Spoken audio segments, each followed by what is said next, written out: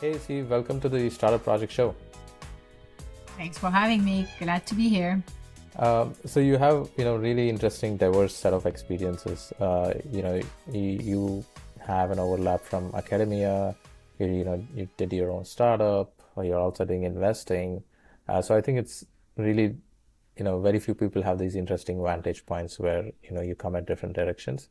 And I thought it would be great to have you and talk about, product development, venture capital, and your experiences, and hopefully deliver some value for our listeners. Um, to just get started, can you give a little bit background? What have you done till now in your career for our audience?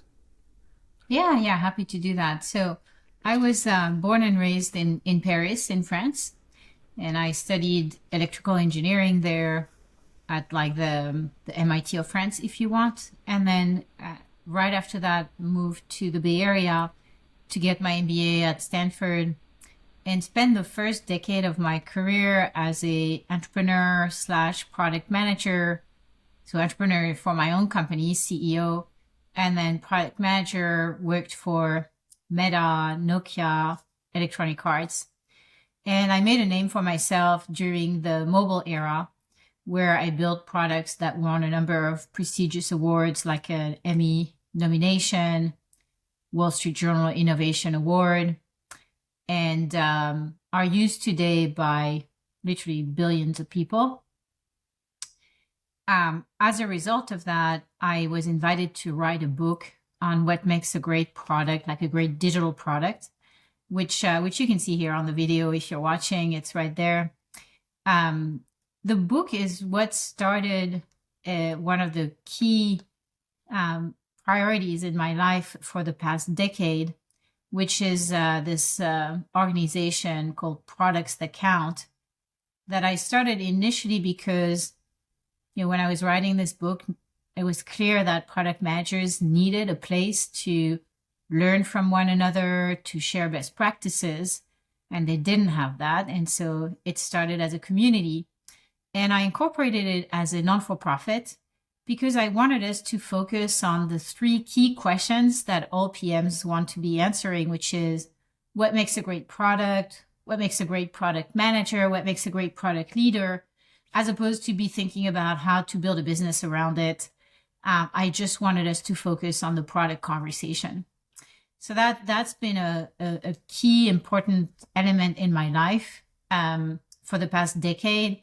I've been also, you mentioned academia, I've been teaching product at the Columbia University Executive MBA.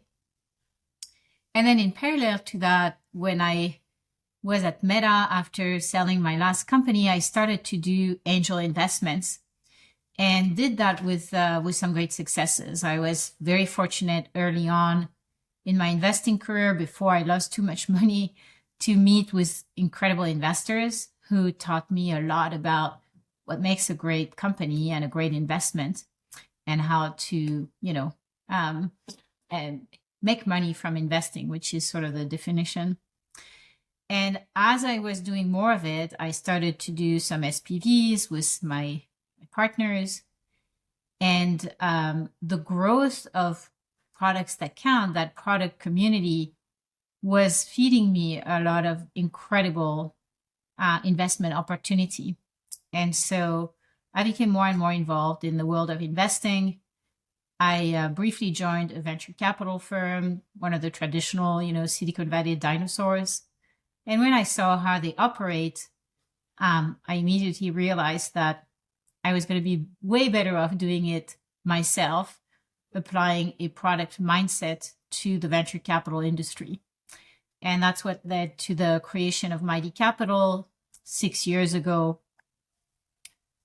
We've raised 3 funds. We're just starting to deploy our third fund. We invest at the Series A stage in B2B tech. And we've made some incredible investments in Amplitude, which most PMs will know, went public on NASDAQ a couple of years ago. We're also investors in Grok, which is all the rage today with AI. We're investors in Airbnb, although we don't do too much consumer stuff anymore. DigitalOcean, and a few other great companies. And What's been really exciting is to see how applying this product first strategy is literally defying the traditional VC power law, where you make the assumption that only 1 in 20 or so of your investments, or maybe now 1 in 30, is going to be a hit and everything else is going to go to zero. And our hit rate is 1 in 5. 1 in 5 of our investments is an outlier. And that's because we have, an approach that's different and that works better for entrepreneurs and creates very aligned partnership with entrepreneurs. And all these companies that you mentioned, and are all these investments from Mighty Capital, the fund that you're running, or are these angel investments? Mighty Capital investments, yes. My angel investments are from before. I wouldn't mention that in the context of Mighty Capital. Got it. So talk to me a little bit about, how are you making the decisions? Because everyone has sort of like their own frame of decision making, especially in early stage. And when you say like product first, identifying product first companies, like what does it actually mean in practice? Yeah. Yeah, I think that's a really good question. It's like, how do we pick better than the traditional firms? So when you think about, products that count today, it's a massive global platform for innovation insights. It's trusted by organizations like Johnson and Johnson and Walmart and Cisco, Capgemini. And of course, it's also trusted by Mighty Capital. And so we constantly get signals from, those PMs across the world, across industry, of, what's exciting, what's the next big thing, what's on their roadmap, what's the priority for them. And from there, we're able to, produce every quarter or so like innovation insights. So that allowed us to be really early in product-led growth with in Amplitude, or in generative AI with Grok, right? We didn't invest in Grok in the last 2 years, or in any generative AI in the last 2 years since the OpenAI hype. But we have some great picks in that from before, right? Before it becomes a hype. And so that's how we see trends before they become hypes. So I was saying, does Mighty Capital operate like a traditional fund where you're making 30 or 35 investments per fund, or are you operating in a different model? Oh, so we're a traditional venture capital fund, but in each of our funds, we only make about 15 to 17 investments, because we don't need to make 30 like a traditional firm would to maybe possibly have one winner. We make 15 to 17 and we get at least 3 winners. And so it works really well for our own investors. So moving on, I think you're also teaching at Stanford on, about startups, right? Talk a little bit about, what do you teach and what has that experience been like? Yes. Yeah, for sure. So when I started investing, I made some mistakes like everyone. And then I met great partners who helped me figure out like investing. What are some of the mistakes? I mean, you name it, it's really easy to make mistakes when you think like an operator and you're trying to act like an investor. Pretty much every single instinct you have is wrong. So the reason I got to teaching is, as I was learning how to invest, I was also looking for more great co-investors. And, my philosophy is the best way to master something is to teach it. And so I got the opportunity to teach at the executive program at Stanford, which means that once a year I was, in a classroom with 30 other incredible, accomplished folks, really senior. Some had exceptional operational experience and were kind of like me, trying to figure out investing. Some were corporate investors and were trying to understand how to benefit their corporations or the strategy of their corporation.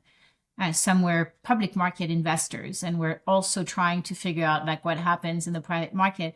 And we all kind of, basically learned from one another. I would also bring a ton of great speakers. And then, so that really helped me build a phenomenal network of investors who brought me additional deals. In addition to that, as I got better at investing, I started to be invited to be on the board of some of my companies. And, I learned that most board members are quite ineffective at being, at governance. And so I started to teach governance at Stanford again at the executive program, which means that, once a year for a few weeks, I also got to be with another 20 to 30 incredible executives and, accomplished board members for the most part to kind of brush up and sharpen our skills in being very effective board members. What does it take to be an effective board member when you're investing at a Series A stage? Right. So you're essentially, as a board member, you essentially have two levers, right? You have money and you have people. And so you need to, make sure that you look after the interest of the shareholders. That's sort of the definition, right? Using the two levers, right? One is money, one is people. And so at the right time, you have to use one and the other without, of course, being in the driver's seat and without being a backseat driver. So that comes with, a lot of tools and techniques. I would actually encourage your audience to sign up for this course. It's now offered online. It's taught by one of my partners who is excellent at governance, simply because as I did that for 6-7 years, and now as Mighty Capital is scaling and traveling a lot, it's actually really hard for me to be teaching. So it stays in the firm, and I encourage you to sign up for it. It's offered generally in the winter quarter at Stanford. So one of the sort of commentary around startups and boards has been that the boards don't have full control because of dual class shareholder, and they can't really have real implication on what the founder is doing. Like this, do you believe in that, or do you see that changing, or is that just not the right way on how things actually happen? Right. It's really funny that you mentioned that. It's a problem that a lot of public market investors will raise about like Silicon Valley companies. It's sort of like a New York versus Silicon Valley, micro debate.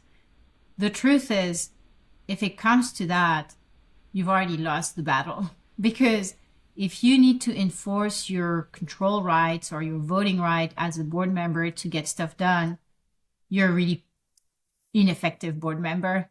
And there are way more effective ways to work and engage with a founder or a CEO that will get into much better results than trying to enforce, power and control. You also mentioned, public and private investors. Your students come, with a lot of exposure in terms of public investing. What is your take on, because there isn't much data when you do early stage investing. How much focus is there on looking at data when you're doing, early stage investments? Yeah.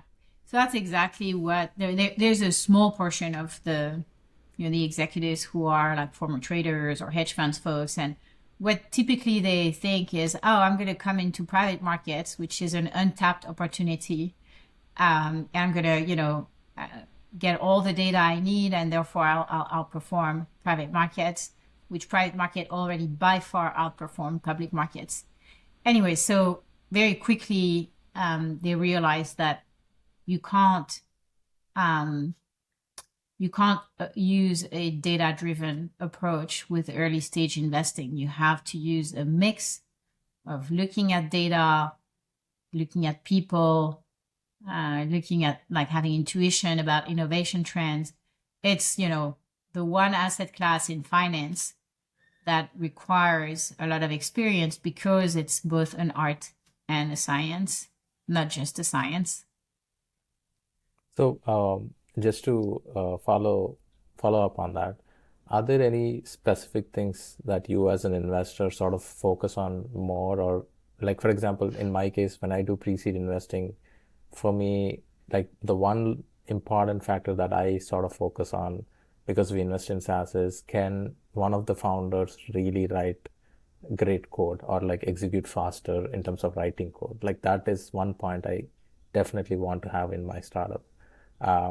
That after years like of what does great pre-seed actually look like, I've sort of figured out that the only thing that really matters for me is this. If this doesn't work, I'll not look at anything else. So do you have certain criteria or things that you sort of through intuition or over experience sort of have these one or two things that you focus on? Let me start again. It's very interesting that you use speed of writing code as one of your criteria. When we invest, the company typically has about $1 million in revenue. And so it has a team that's, anywhere between 5 and 15 people. It has customers, usually 5 to 10. And so we actually are able to look at it as a company. And when we do due diligence, we actually publish that on our website. We look at 3 key criteria. The first one is the team. We want a high-performing team. We want a well-functioning board, a coachable CEO.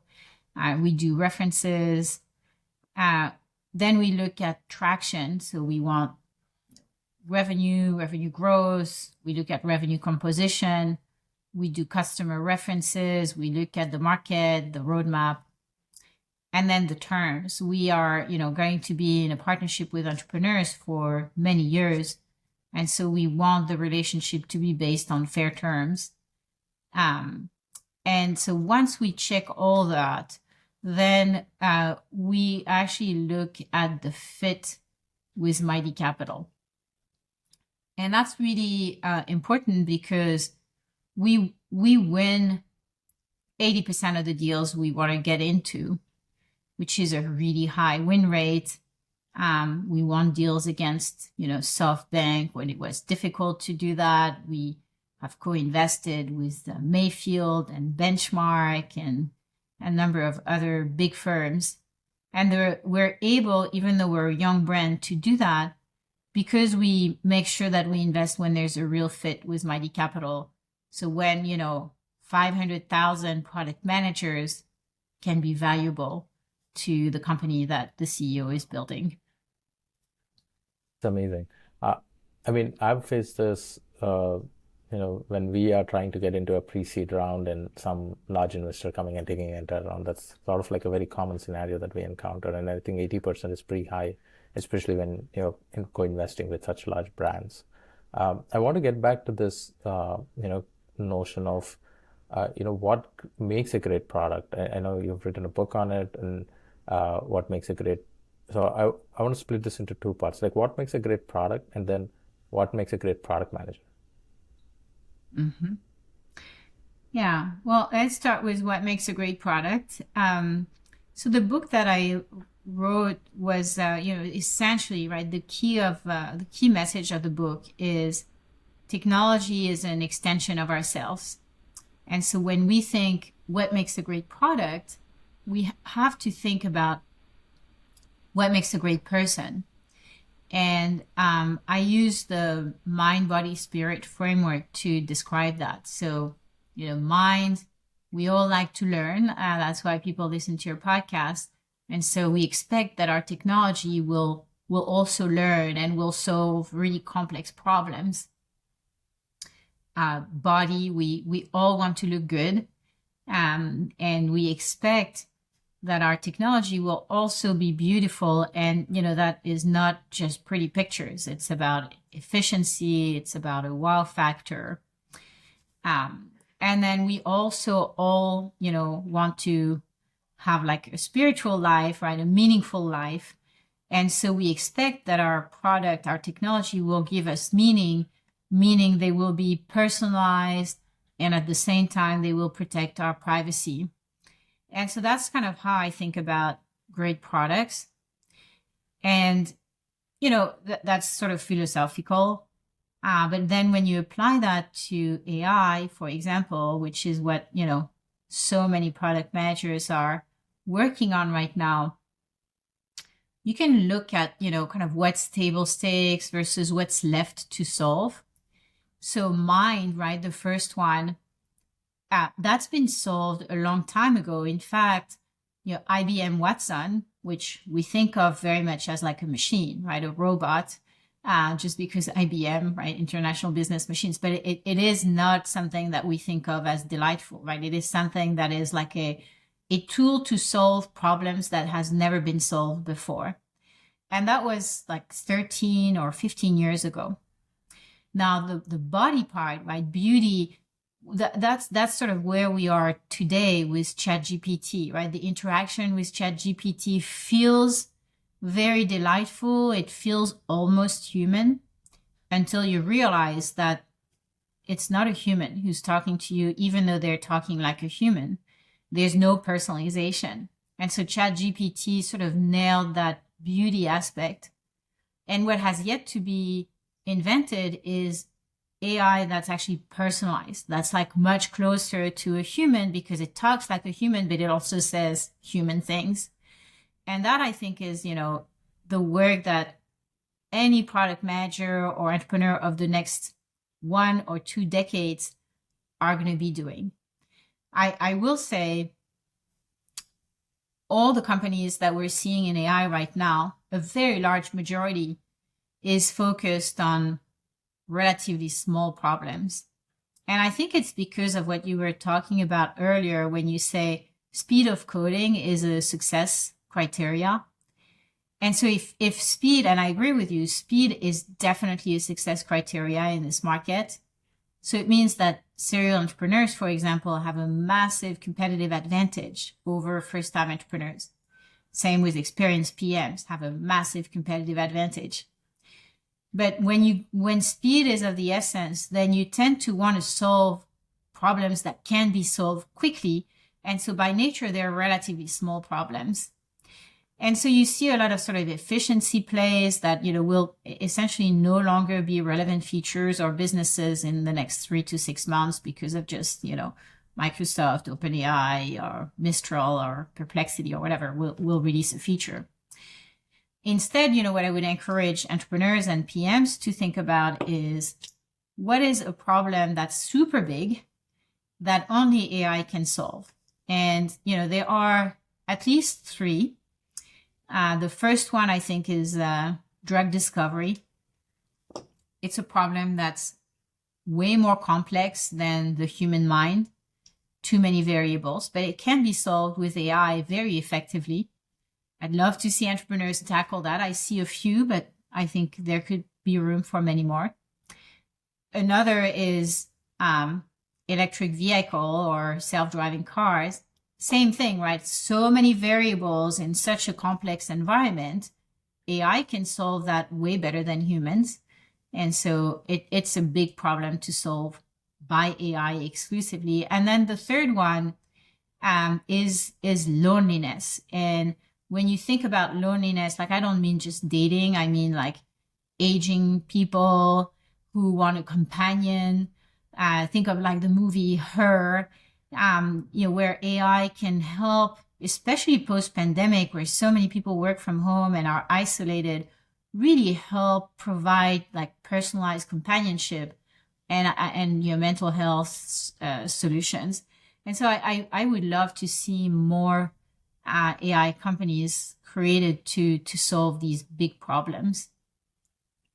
I definitely agree on the fact that, like, I think one of the best ways to even start a startup is come with a big idea than a small idea.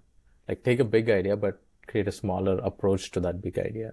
I think, Exactly. and a lot of entrepreneurs sort of misunderstand that and they really pick a niche category thinking that it will blow up into a big category, but eventually they realize that, fundraising will become hard because there's no bigger story to tell and there's no bigger opportunity to find as well. But one more question I wanted to ask you is, if someone is starting out to become a product manager, what are the sort of like meta skills that you sort of tend you should focus on to become a better product manager or to become a better product builder?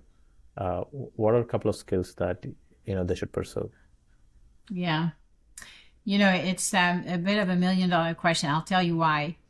Every year for the past 7 years, a committee in our advisory board at Products That Count is selected all product executives to define exactly that. What are the core core competencies that a great product manager needs to have? And in great PM fashion, every single year, the advisory board committee comes up with a completely new set of skills because product is evolving just at the speed of light, right? And so the answer to that, I would say, is really, if you join Products That Count, it's completely free. Everything about it is free because it's a non-for-profit. Join Products That Count and follow our awards, follow our newsletter, our podcast. That's where you'll kind of be part of the product conversation and you'll see the competencies evolving. And I can give you an example. Like a few years ago, a lot of the conversation was about how do I effectively engage my engineers, or how do I keep my sales under control without, I don't want them to randomize me all the time. Well, these conversations are no longer happening, or maybe at a completely different magnitude, because now half of product organizations have engineering reporting to them, right? Problem solved. Engineering, go where I tell you to go, which is the right way. I'm an engineer. I get it. It's great to be building stuff you want. But when you're building a house, for example, you hire an architect and then they manage the general contractor. And most tech organizations have done it the other way around, where they bring the general contractor and then they're not happy with the house they built. And they bring the architect and say, fix it. I'm seeing that things are being done, in a way that's a lot more efficient these days because it starts with product and then it goes to engineering. So the conversation, like my point being, is constantly evolving. Got it. So we are almost at the end of our conversation. I wanted to ask, a couple of questions that I ask all my guests. The first one is, who are the mentors that shaped your career or help you, progress in your career? Well, I learned from people and books. And so, Products That Count for me is the ultimate mentoring engine, if you want, where every time I join a conversation or listen to one of our podcasts, I learn something about product. I'm also a member of YPO, so I learn about, running companies effectively, including my own. And I'm a Kaufman Fellow, so I also learn about the best practice of investing. So that's sort of how I think about mentoring. I think about it as peer mentoring and lifelong learning. Being an author myself, I'm an avid reader. And so, always love to challenge myself and continuously reinvent my knowledge base. Do you have any favorite books that you go back to or actively reading right now? Absolutely. So for company building, I'm a huge fan of Crossing the Chasm. I think it's a classic. And then for culture building, I'm also a huge fan of a book called Prime to Perform, which is a study of the science of total motivation, like what drives people to be their best selves. And if someone, recently graduated, wants to get into product management or investing, what would be your advice for them? So a recent graduate, I would recommend to get some experience at a well-run company. And then if you have been doing this for a little while, then I would say you are ready.